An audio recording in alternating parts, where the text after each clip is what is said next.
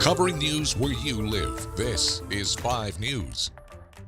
Well, thank you for joining us here for the latest news and weather where you live. I'm Joe Ellison. Now, we are just a little over a month away until school starts, and districts across Arkansas are dealing with rising insurance rates. The governor's office says those rates are rising an average of 130% for the upcoming school year. But it's possible school districts won't have to bear the burden on their own.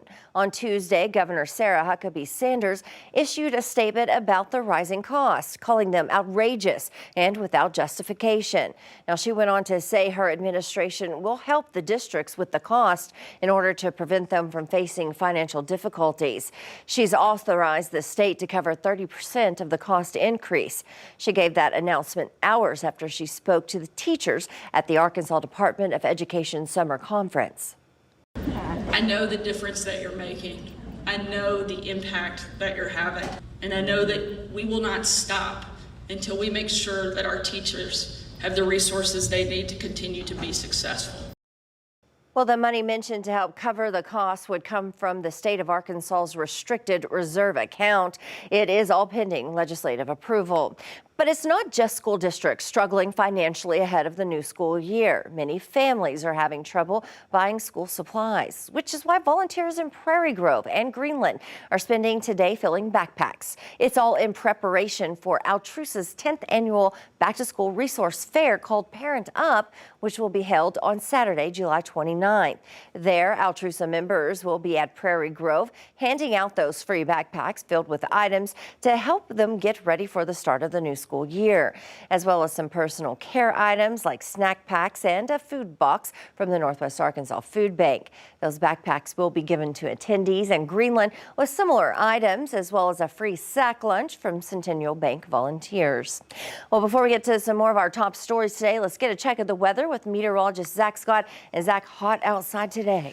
Yeah, heat headlines really stealing the show here today, tomorrow. Been talking about the last several days. Our next mini heat wave coming in. It's been about 2 weeks ago now that we saw that last heat wave. Only lasted 2 to 3 days.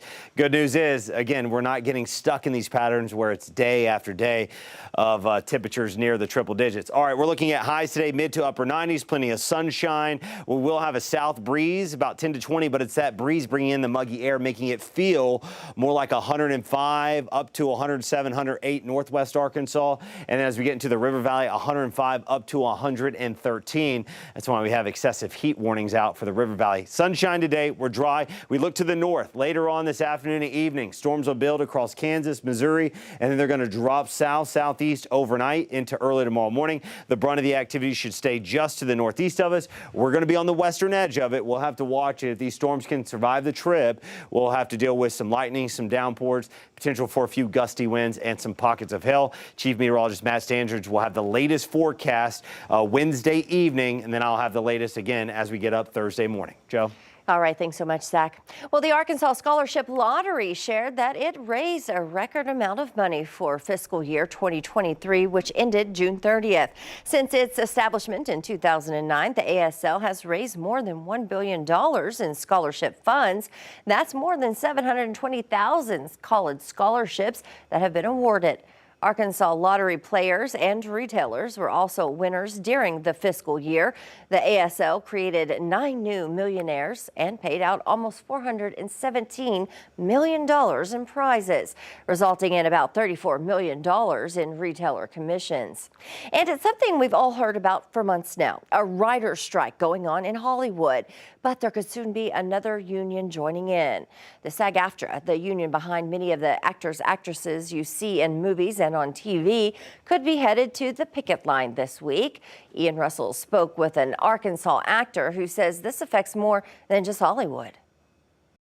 Barry Clifton knows the grind of being an actor. Took it back up again about 10 years ago. He's worked on all sorts of different movies, playing roles spanning genres. You'll probably recognize him if you're a fan of Yellowstone. Getting to work on those big productions, it's just wonderful. But those opportunities could be on pause soon if a potential strike ends up happening. Reading the room, reading the situation, looking at what some of the contentious items have been with the Writers Guild.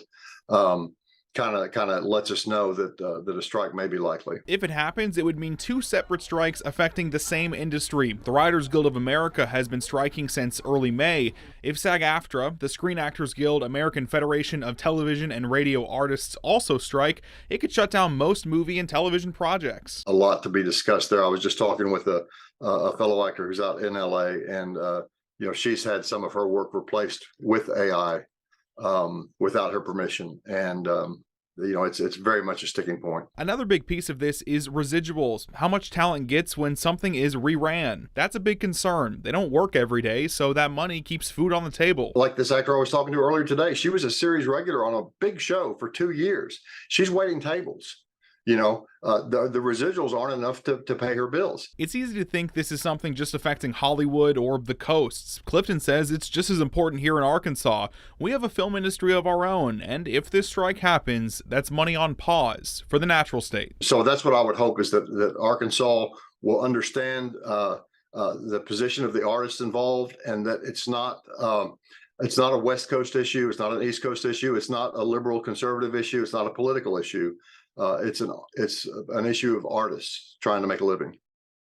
Well, that's it for us here. Make sure to catch up with us again tomorrow right here for more weather and news. Have a great day.